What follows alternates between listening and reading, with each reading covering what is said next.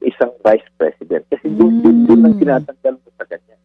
Pangalawa, ipaliwanag din mo natin, yung, yung mga iba na panahon, pwede ho naman niyang subpina for other related offenses or crimes. Is a difficult line to demarcate, but one thing to keep in mind is that the committee has only 60 session days to finish its work. It has Kailan a ba fixed nagsimula timeline. Not natatandaan niyo ba kung kailan nagsimula sila? Parang March 25. So, binibigyan lang, parang meron lang silang 60 days. Basta kayo, sir. Ha? Nag-iiling-iling siya. Hindi daw totoo, napatay na siya. Ay, hindi naman po namin sinabi, napatay na kayo. Ang totoo po, ang tinatanong ng mga tao, President BBM, ay ilabas naman ng inyong Executive Secretary ang inyong state of health dahil nasa konstitusyon yan. Yes. Good morning mga kasama. Nandito naman si Kuya Goods nagbabalik. At syempre kung di ka pa nakasubscribe, subscribe na lang po at hit mo na rin yung bell para lagi kang updated sa ating mga video. Talaga naman, no? Biruin nyo, mantakin nyo 2007. Kinuha nila o ipapadala raw sa Committee on Justice itong sala ni BP Sara. Kita nyo naman, parang nangangahulugan na fishing expedition talaga. Ay, bakit mo nasabi? Sa tinagal-tagal, ng mga usapin na yan. Vice Mayor pa si BP Sara, hahalungkatin pa talaga nila. Diba? Kilala nyo naman kung sino yung nagbibigay ng salin. No? Pinasubpe na raw yung salin ni BP Sara o ang tinatawag na Statement of Asset and Liabilities and Worth and Net Worth. 2007 pa. Tapos ngayon kayo magaganyan-ganyan. Alam nyo na kung anong gagawin dyan kay BP Sara. Gigisahin, pero hindi nangangahulugan na lumabas yung mga salin na yan. I-impeach na si BP Sara. Meron pang Senado, tandaan nyo yan. Ngayon, kaya lang naman nila nilalabas yung mga ganyang bagay para ipamukha sa taong bayan na magnanakaw ang mga Duterte. Diyan kayo nagkakamali. Hindi na ho kayo paniniwalaan dahil sino ba ang nagtalaga rito kay nangingitim? Sino ba? Diba? Kilala nyo naman kung sino amo niyan eh. Ano ba gusto ng mga taga-kamara? Pero siyempre, bago natin talakayin itong ating mga reaksyon, at talakayan, nabubulo na ako. Isang like, isang share, samahan mo subscribe. All gusto po tayo dyan. At dyan yung join button kung gusto nyo sumali sa ating komunidad. At sa dulo ng ating video, meron tayong shoutout segment. Baka isa ka na doon sa shoutout natin. Maraming nagpapa-shoutout pero hihimay-himay natin muna dahil baka maubusan tayo ng oras. Sa bagay, sa dulo naman ng video yun eh. Pero okay lang, hayaan natin. Eto, maririnig nyo at mababalitaan nyo kung ano ang mga opinion at punto de vista ng mga galing na abogado. Kasi meron dito, may na-interview dito, yung parang Chief Justice ata dati. Alamin nyo kung sino to Tapusin nyo ang ating video. At naku, makikita nyo, mantaking nyo, binardagol singag ba? Harap-harapang binardagol. Ni Atty. Rowena Guanzon. Talagang magugulat ka eh. Tinanong niya dito asan ka ba? Akala namin tegay ka na. Public document ang hinahanap nitong mga ito. Salin ni BP Sara, walang tigil. Di ba? Nagsama-sama, mga congressman ng mga Dorobo. Tapos yung nakaupo ngayon na Dorobo rin, Sino-sino ba ang mga tinalaga para, alam nyo, itong panggulo na to, lahat na sangay ng gobyerno, hawak niya na. Totoo, di ba? Magmula Ombudsman, DILG, NBI, sa kanya. Comelec, sa kanya. Magaling Pero matatapos din yan. Hindi ka naman pwede tumakbo ulit ng pagka-presidente. Pwede ka ba tumakbo ng pagka-presidente? Wow. Tapos sino? Papatakbuhin mo yung pinsan mong unggoy? Naman malakas magnakaw? Hindi na ho pwede yun. Tapos na ho ang karera nyo. Never na ulit. Wala na ho mabubudol. Kung ano yung mabahong pangalan nyo noon, mananatiling mabaho yun. Swerte nyo na nga eh. Sinalba kayo ng mga Duterte sa kabantutan ng pangalan nyo. Nakita nyo, kahit nakatikit si Ate Aming dito kay BP Sara, marami pa rin ayaw. Kasi nga budol. Kaya sabi ng taong bayan, nako, last na nyo na yan. Wala nang makakaupo sa inyo. Nako. Paniwalaan yung taong bayan. Kasi taong bayan ho ang nagluluklok sa mga ito. Ikaw ba, na nanonood sa akin, last na ba nila ito? Kaya pala nag-iimpok na, no? Sige, alamin natin dito. Pwede bang kahit 2007 na salin ni BP Sara, noong panahon na siya pa ay Vice Mayor, pwede bang halungkatin iyan ng ombudsman? Matagal ng panahon yun eh. Kaya nga nasasabi dito ng isang magaling na abogado na itong impeachment ni BP Sara ay ginagawa na lang fishing expedition. Pangangalap na ipambabato kay BP Sara. Ang layo na, 2007. Anong petsa na ngayon? 2026 na ngayon. Dapat lang, kahit mga expand of 10 years lang. O kung 2026 ngayon, dapat 2016 lang. Bakit hinalungkat pa yung 2007? Para saan? Mapapaisip kayo. Sino nagsabi niyan? Alamin natin dito. Yung pag-request ng SALN, anong taon po yan? Simula po ba yan sa pag-upo bilang halal na opisyal or during ng term niya as Vice President lang? Anong pwedeng ibigay ng Ombudsman? Well, pagdating sa impeachment, the jurisprudence so far existing sa ating bansa at sa ibang mga bansa na kagaya natin ng structure at may impeachment process, ang inaano niyan, yung kasalanan niya bilang isang vice president. Kasi doon ang tinatanggal mo sa kanya. Pangalawa, ipaliwanag din mo natin, yung mga iba na panahon, pwede ho naman niyang subpina for other related offenses or crimes. Hindi sa... Yun naman pala. Yung mga iba at hindi kasalukuyan, pwedeng isupina in other related. Hindi impeachment. Diba? Kaya magtataka ka, hindi naman saklaw. Ano ba yung pangunahing final ng mga durobo na ito? Diba? Anong final nila para ma-impeach si BP Sara? Inakusahan nila si BP Sara na naglustay ng 125 million, which is nasalungat na. Diba? Ano ngayon ang tinutukoy nila para makakuha sila ng panibagong ikakaso? Nagtulong-tulong sila sa SALN. Ngayon, ang pinaka-trending ngayong usapan, yung SALN ni BP Sara. Doon sila nag-focus. Kasi, may katulong na sila ngayon. Diba? Pumayag itong si Ombudsman na ilabas yung SALN ni BP Sara, which is hindi naman dapat yung 2007. Kung 10 years lang ang hinihingi nyo, pwede yun. Ano yung 2007? Pandagdag ba yun? Para mag-isa si BP Sara, nagtatanong lang ho kami. Tatanong kami, bakit sinama nyo pa yun? Yung ba ang pwede nyong idagdag? Ano pa ba ang inaakusa kay BP Sara?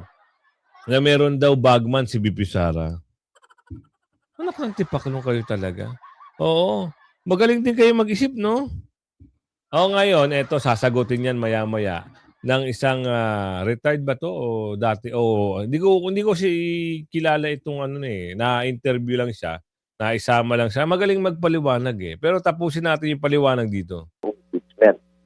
Pero pinapaalala din natin na huwag masyadong umasa kasi din mismo ho sa rules ng ombudsman at saka din sa SALN rules, ang 10 years lang yung yung hinahawakan ng ombudsman o yung may ibang custodians. Kasi hindi lang naman ombudsman ang may custody eh. Supreme Court meron, court administrator, yung civil service, depende sa rango at kwanto. At pati Office of the President, meron din siyang hinahawakan. Ang rule dyan, 10 years lang. So, beyond 10 years, they are not required to keep the records already unless merong pending case. Yun ho yung nasa detalye ng batas at saka rules tungkol sa SALN. Ayun, kaso ang nire-request nila ay from 2007 to 2025. So ang sigurado lang pala mula 2015. Yung pag-upo niya as Vice Pag-upo niya, President. VP, at saka 10 years lang kasi yung hawak ng ombudsman. Ganon ano, attorney? Oh, well, yun ang required. Pero hindi natin alam kung hindi naman nila sinulog, hindi naman nila di-response. So kung meron sila, edi sabihin nila. Ngayon, kung wala sila, sabihin nila, wala na ko sa amin yan kasi 10 years lang kami required to keep it. So yun ang isasagot nila. But with respect to the impeachment, my thinking on the matter is that it should be related to his tenure and his as the Vice President. Kasi doon sa ini-impeach, hindi naman siya ini-impeach as a mayor. Doon sa mayor, siguro anti-graft yan. Oo. Pero hindi Nagets nyo? Hindi siya in-impeach, hindi in-impeach si BP Sara para kunin yung SALN, hindi na-impeach as a mayor. Kung sa mayor, papasok sa graft at hindi saklaw ata ng ombudsman, itong, hindi ko lang sure kasi ang alam natin ang SALN, pwedeng imbestigahan ng ombudsman. Pero, hindi pwedeng gawing expedition. Hindi pwedeng gawing, fishing expedition o panggigipit o panghaharas. 'Di ba? Kukuha lang sila ng mga detalye kung talaga bang lumobo, kung may negosyo naman ng tao, kung may negosyo naman ng tao at every year pag maganda ang negosyo mo, kumikita ka. Ibalik natin ang kwento sa kanila. Bakit na 125 million nagsimula ang eksena na ito, samantalang bilyong maleta ang ninanakaw, wala kayong imik. Hindi nyo mapalabas ang SALN ng mga dorobo. Ngayon, aabangan namin. Miyerkules na ngayon, di ba sabi nyo, kailangan nyo mailabas ang lahat ng SALN ng congressman. Asa na? Meron na lang kayong 2 days. Tapos, sa April 14, mukhang aatin ata ito mukhang star witness din ata. Si Bombudsman. Naku po. So, paano to? Kung halimbawa, kailangan nila ng SALN from 2007 dahil lang sinasabi nga po ng ilang kongresista, may mga discrepancies yung SALN ni VP Sara from 2007 to 2024. So, walang assurance pala na maibibigay sa kanila yung buong kopya na yun. Kasi mag-start lang ng VP. Kailan ba naging VP si VP Sara? 2016. 2022. Ay, tama ba? 2022, tama. Oo. 4 years ago lang. Oo, 22. So, depends. Hindi natin alam, no? Hintayin natin ang formal na sagot ng ombudsman. Kung meron siya, at saka yung kwan ho kasi, yung sa mga mayor, ganyan, ang hindi na ombudsman humahawak nun, hindi na custodian, hindi na ombudsman. Civil service na lang po yun.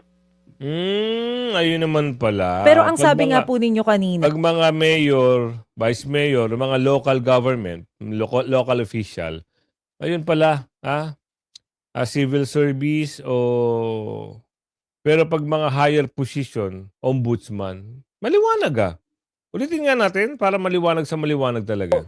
Depends. Hindi natin alam, no? Hintayin natin ang formal na sagot ng ombudsman. Kung meron siya, at saka yung kwan ho kasi, yung sa mga mayor, ganyan, ang hindi na ombudsman humahawak nun, hindi na custodian, hindi na ombudsman. Civil service na lang po yun.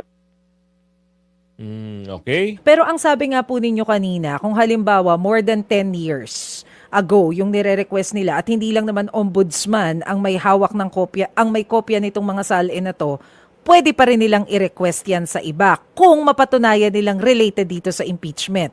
Kaso nandun yung question kasi VP ang usapan dito. Yes, there should be a showing that it is material and relevant to the ongoing investigation. Ito impeachment case investigation.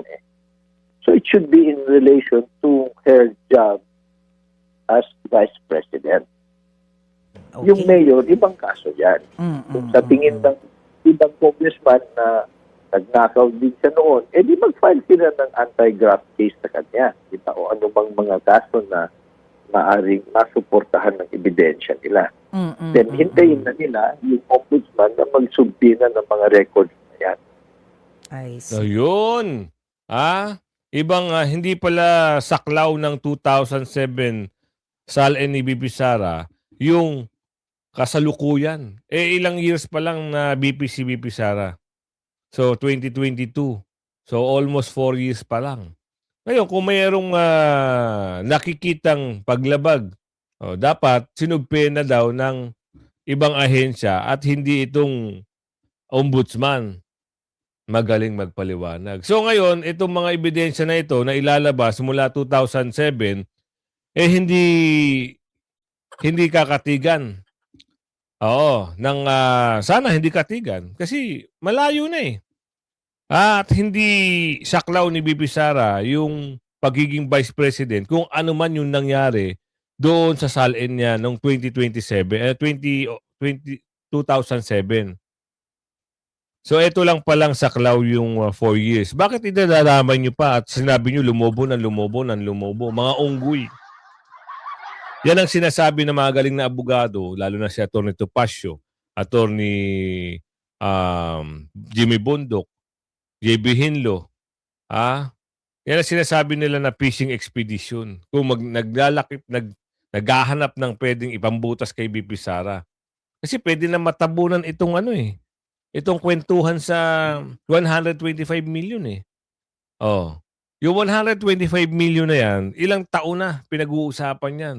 Hindi pa sila makaka-move on kahit sinabi na ng Korte Suprema at sinabi na ng COA na walang maling paglustay o paggamit ng pondo. Ito, nakahanap sila ng panibagong ibabanat kay BP Sara. Mali na naman ang kanilang mga script. Paano ba naman? Kailan lang ba naging BP si BP Sara? 2002. Tapos hahanapan nyo ng SALN na 2007. Saklaw lang pala 10 years. Ano mangyayari ngayon? Tapos na naman ang karir nyo. Tapos na naman ang kaso. Nakakawindang kayo. Ito, pasok natin. Isang magaling na justice. Chief Justice ba ito? Si mama na ito eh. Hindi ko familiar pero lagi ko siya napapanood. Baka kilala nyo nakatilong ko. So alamin natin kung ano yung punto de vista rito at siyempre malaman natin kung ano yung mga bagay-bagay na ibabato kay BP Sara. Mini trial ba talaga ang nakikita dito o talagang paliwanag mo, attorney? Continue its hearing on the impeachment complaints against Vice President Sara Duterte. The panel has subpoenaed several documents and individuals, including Ombudsman Boying Remulla, who was directed to bring Duterte's SALNs. But the VP's camp is questioning the proceedings, calling them a fishing expedition. Yeah. What exactly does the Constitution say about the powers of Congress in impeachment and the rights of the respondents? Let's get on point with one of the framers of the 1987 Constitution, retired Supreme Court Associate Justice. Ayan, Supreme Court Justice pala. Retired na nga. Adolfo Ascuna. Justice Ascuna, always a pleasure to have you on the show. Thank you very much. Thank you so much for your Thank time. you. Let's start with the defense. VP Sara and her defense team were a no-show during the March 25 hearing of the House Justice Committee. Basically, they are objecting the proceedings on two issues. Let's tackle them one by one. First, because of what appears to be a mini trial. It's a word, rather, two words said by Congresswoman Luistro. But she was saying that she called it a mini trial to let the people understand what the hearing was all about. Para maintindihan ng lay person kung ano yung kanilang ginagawa. But then she says, of course, what it is really, it's akin to a preliminary investigation. First question is, would you describe it as a mini trial? What happened last during the first day of the hearing last March 25? Well, you see, the proceedings before the committee should be a hearing preliminary to finding whether or not they should file an impeachment articles in the Senate against the respondent. It should not be a trial in the same way that the Senate will conduct a trial. Yun. Otherwise, they will be usurping on the exclusive power of the Senate to try impeachment cases. So the line between hearing and trial is a difficult line to demarcate. But one thing to keep in mind is that the committee has only 60 session days to finish its work. It has Kailan a ba fixed nagsimula timeline. Not Natatandaan nyo ba kung kailan nagsimula sila? Parang March 25. So, binibigyan lang, parang meron lang silang 60 days. Computin natin March 25, kailangan matapos sila ng April, May 25. So, yung time frame nila, nag-expand lang sa ganun. So, kailangan within 60 days, makalakap sila ng ebidensya laban kay BP Sara bago ito mabuo at bago ito maging article of impeachment. So, tuloy. very long. So it cannot really hold a real trial. Whereas a trial in the Senate has no timeline. They're not giving any fixed period to finish the job. So 60 session days is indication that what they should do is just determine probable cause sufficient to make a report to the House whether or not to file an articles of impeachment or to dismiss the case. But the word being the words mini trial has become some sort of a focus of attention because it's been described by some. I know that Attorney Jesus Falces described it as that also. And as mentioned a while ago, the chairperson of the House Justice Committee, gusto ko lang pong tanungin sa inyo, kung tawagin man pong itong mini trial, mali ho ba yun? Mali. Hindi naman, pero palagay ko there's no such thing as a mini trial. It's either a trial or not a trial. You cannot have something in between because the trial is really reserved for the Senate. And what should be done here is really something very simple. In fact, the Supreme Court elucidated that a committee hearing should only determine three things. Number one, whether or not the grounds are those provided in the Constitution. Number two, whether or not there is sufficient evidence to support the grounds. And number three, whether or not all the members have provided copies of the complaint as well as the supporting evidence. So parang preliminary lang talaga. Not a full... So, ang sagot mo doon, Sir, Boss, Chief Justice, kasi whether or not, pwede bang matawag na mini hearing? Oo. Parang, ako sagot ko doon parang hindi pwede. Kasi kagaya ng sinabi ni Chief Justice, former, na yun ay nakalaan lang sa Senado o sa Senate, yung gagawing hearing na yun. Siguro ito, pinaliwanag na nga dyan. Ano ba ang papel ng mga congressman? Ano ba ang papel ng Justice Committee na yan? Magkalap lang ng mga ebidensya para mabuo yung article of impeachment. Para makabuo sila kung sufficient in substance yung mga ginagawa nila laban kay BP Sara. Pero sa tingin natin, kagaya ng sinasabi natin, paulit-ulit, sinasabi ng mga galing na abogado, mga galing na political analyst, na itong ginagawa ng mga taga-kamara ay isang malaking, nagkakalap sila para talaga idiin si BP Sara. Pero sabi ko nga sa inyo, universe na ho ang nag-aadya na talaga ang masasama ay mawala na dyan sa kamara, mawala na ang mga karera na sila sa politika. at ang mabuti, kagaya ni BP Sara, ang iluluklok ng universe. Tuloy. Full dress hearing, that should be reserved to the Senate. Again, they call it akin to a preliminary investigation to find out probable Yes. cause. Pwede, Justice, oo. are you seeing the March 25 hearing as it happened with issuing subpoenas, ducis tecum, ad testificandum? Are those still hearings that you see? Are they following the right process? Or has there been an overreach of any sort that you are Yun, seeing overreach. or you're concerned about?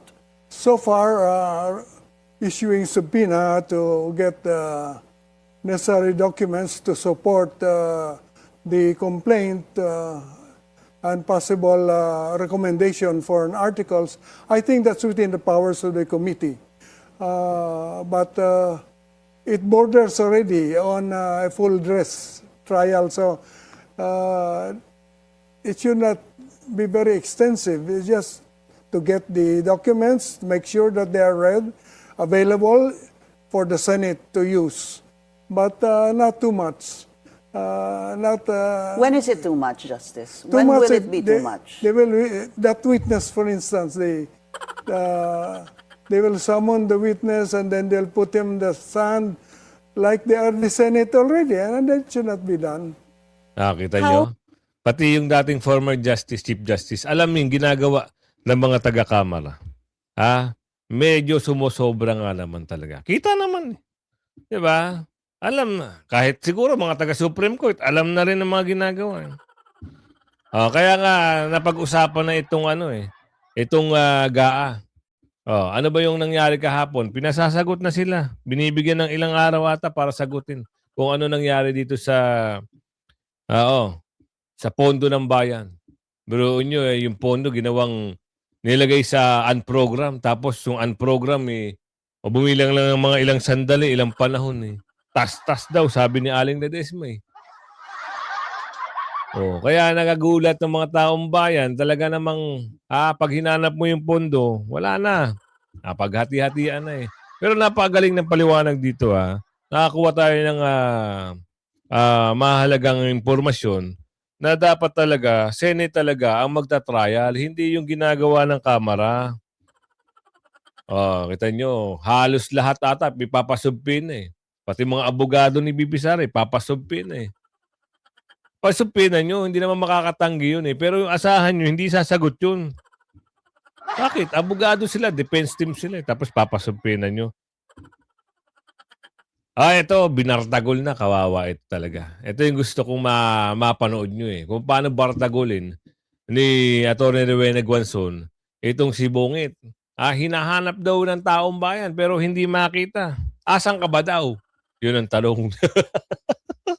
Kaya ipasok natin na talagang, ang Bardagol Queen, talagang kita nyo kahit sa kanyang segment dito sa, ano ba yung segment niya? Makikita nyo talaga na kaya niyang bardagulin sa harap ng napakaraming camera at sa harap ng media. Sa harap ng media ba o media, camera lang media pa. Sa harap ng maraming nanonood pala. So ipasok na natin, wag na natin patagalin matatawa kayo dito. Johnson po, sir. Musta kayo, sir? Nag-iiling-iling siya.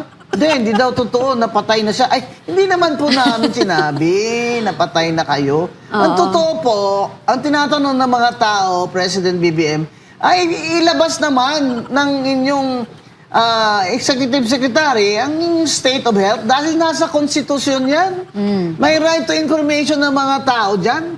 At saka, kagaya nung kati si Fidel Ramos, si President FBR, nung nagka-routine surgery siya, he was under general anesthesia, nag-report sila to the people. Napasabi siya sa Congress na siya ay mag-undergo ng surgery, that he will be under general anesthesia and therefore temporarily incapacitated.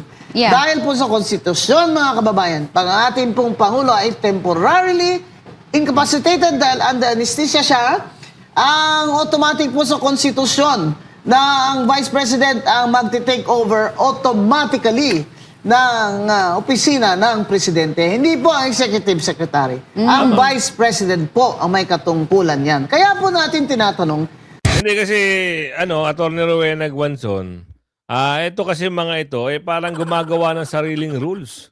'Di ba? Parang kayang-kaya nilang manipulahin halos lahat. Napapansin nyo ba pag halimbawa nagta-travel abroad dyan? Ang nagte-take over o yung acting hindi Vice President eh. Yung mga alipores nitong wala na talagang saysay. Kasi bakit? Wala siyang tiwala. Baka maagaw sa kanya. Tandaan nyo, konti na lang. 2028. Wala na kayong kapangyarihan. Ang dami nyo dyan. Pipi Sara, wish lang namin, yung nag-group effort at saka yung mga taga-kamara, yung mga pumirma, paimbestigahan mo doon sa Vice President mo na sinasabi na siya ang maniningil. Siyempre naman, para makabawi-bawi. O, ikaw ba? Diba yun din ang gusto mo? Pero bago tayo magtapos, siyempre hindi tayo aalis na walang masya-shoutout. Ito yung segment natin, kahit humaba-haba pa to, ma-shoutout ko lang kayo. Eto na, simulan natin kay Ma'am Damanusan, watching from Texas, USA. Ma'am, kayo shoutout ng bonggang-bongga. At kay Kenneth Tumongha, shoutout watching from New Zealand. Dumadami na yung mga nanonood sa atin from New Zealand. Magandang bansa yan. Mula kay Tito Ding, ayan sa Central Coast Valley, California. Shoutout po ng bonggang-bongga. At dito kay Ma'am Alice Kila. Shoutout po kay Ma'am Maria Cristina. Okay na okay. Ayun, di ba? Okay, kanino pa? Kuya Goods. Shoutout. Darwin Sabiron. Ayun. Sino pa? Hanapin na natin kayo kasi mahirap kasi marami nagko-comment eh. Hanapin na natin yung mga gusto magpa-shoutout. Para masaya, happy lahat. Kasi yung iba talaga minsan nakakaligtaan, natatabunan. Shoutout mula kay Euphemia Coit, watching from Germany. At kay Ma'am Marife Ferracafort, watching from Bahrain. Ingat-ingat po sa Bahrain. Kay Ma'am Merce Vlog, watching from Hong Kong. At saka kay Ma'am Lizzie Forever, watching from Australia. Ayan, Ma'am. Yan, na-shoutout na kita. Kay Remiter Teresa, watching from Malaysia. Ayan. Sino pa? Kay Mary Rose Colata, watching from Boston, Massachusetts. Sir Ed CMS, attendance check. Meron pa ba? Ayun, kay Ma'am Nejo Morante, watching from Germany. Yan, Ma'am Morante. Shoutout po. Sino pa? May hahabol pa. Alright, ayan doon na tayo nagtatapos. Wala na akong makita. Kaya kung bago ka pa lang sa aking channel, huwag mong kalimutan mag-like, share, subscribe. At yan lang ating paglalambing sa inyo. Hanggang sa muli, Bye-bye!